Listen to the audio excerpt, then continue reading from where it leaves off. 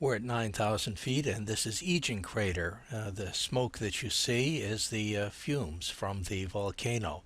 It's got sulfuric acid in it, and that's why the vegetation looks the way that it does. We're at the lip of the crater right now. There are some people that you can see moving along the lip of the crater. These people are mining sulfur and carrying it out of the volcano. Those are people down there. And that lake that you see, the blue-green lake, the Aegean crater lake is that color because of the sulfur that's in the water. Now, the people that mine the sulfur carry out maybe 160 or 180 pounds even of sulfur at a time. And they carry it up out of the crater over the lip and way down the side of the crater. Now, you would think that by this time and this day and age, that instead of using baskets to carry sulfur out of a volcano, you'd have some kind of conveyor belt system. But apparently on Java, and this is East Java, that is not economic.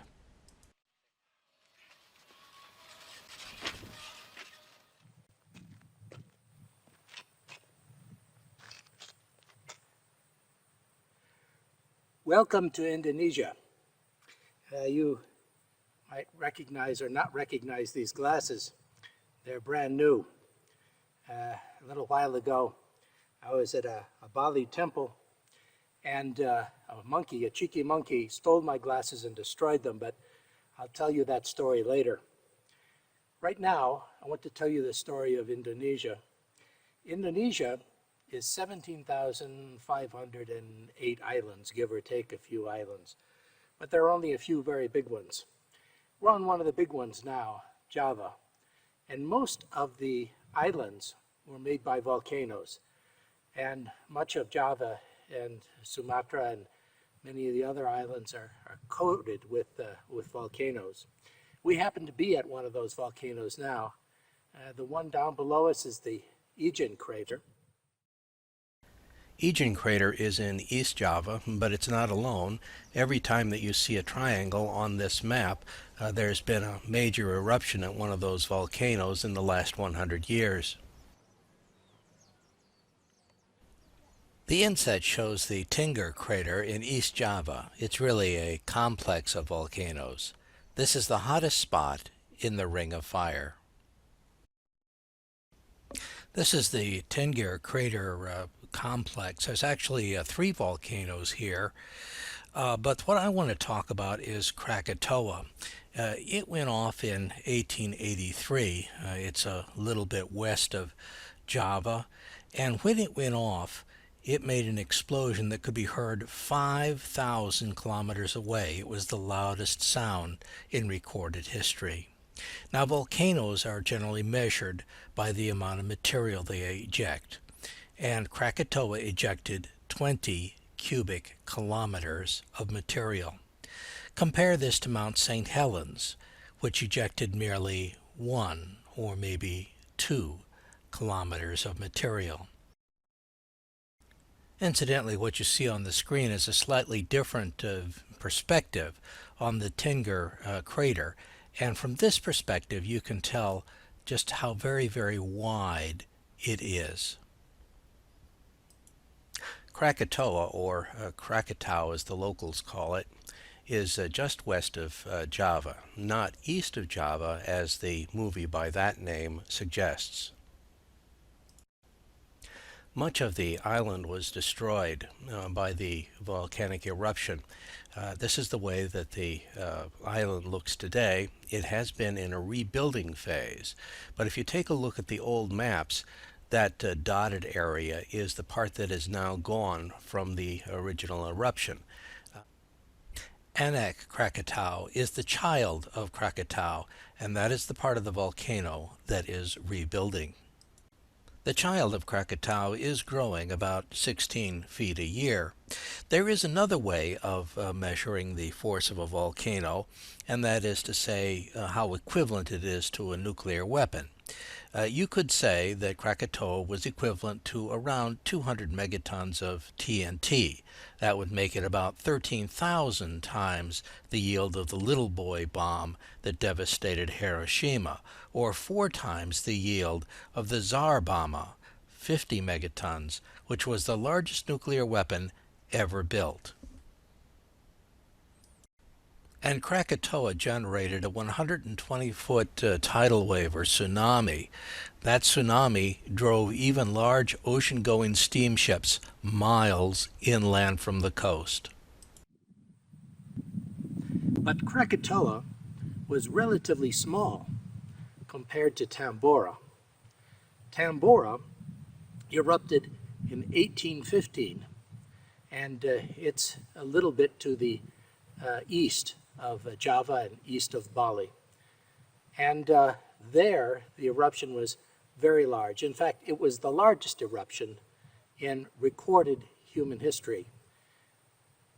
That eruption was about 7 times the size of Krakatoa, and the amount of material that was ejected was about 150 cubic kilometers. Tambora lies to the east of Java.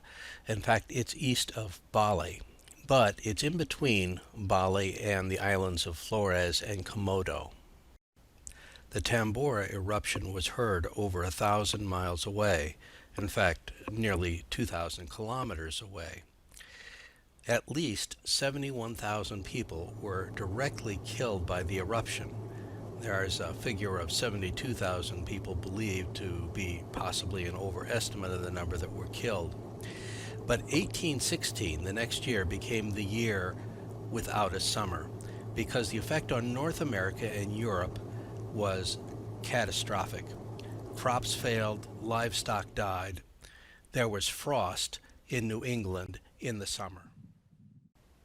In June, it snowed in Albany, New York. The weather patterns caused a typhus epidemic in the southeastern part of Europe and eastern Mediterranean. Livestock died in New England. Cool temperatures and rains resulted in the failure of harvests in the United Kingdom, both Britain and Ireland. Families in Wales had to travel begging for food. Famine was prevalent all throughout Ireland because the wheat, oat, and potato harvests all failed. The crisis was also severe in Germany, where food prices rose sharply. We've been comparing volcanoes largely based on the amount of cubic kilometers of material that were ejected. But this chart shows it in cubic miles instead. And for those people that are more used to miles than kilometers, these numbers may be quite impressive. You can see that Krakatoa is 4 cubic miles of material ejected, Tambora 36 cubic miles. But even so, those numbers are dwarfed by the supervolcano in Yellowstone. But Tambora was nothing compared to Toba. Toba is up in Sumatra, and Toba was the largest volcano ever to erupt when there were people around. It was about 70,000 years ago, approximately. And it was 20 times bigger than Tambora. Unlike Tambora, Lake Toba, when it went off, it was so huge that it didn't create a large volcano. Instead, it collapsed. The volcano collapsed entirely into its own caldera, creating a huge crater lake. The eruption was about 2,000 times the size of the 1980 eruption of Mount St. Helens. 2,800 cubic kilometers of material were ejected. Or then again, you might say that it was equivalent to 1 teraton of TNT. That would be approximately 20,000 Tsar bombs. The lake that now fills the old caldera is about 60 miles long and 20 miles wide.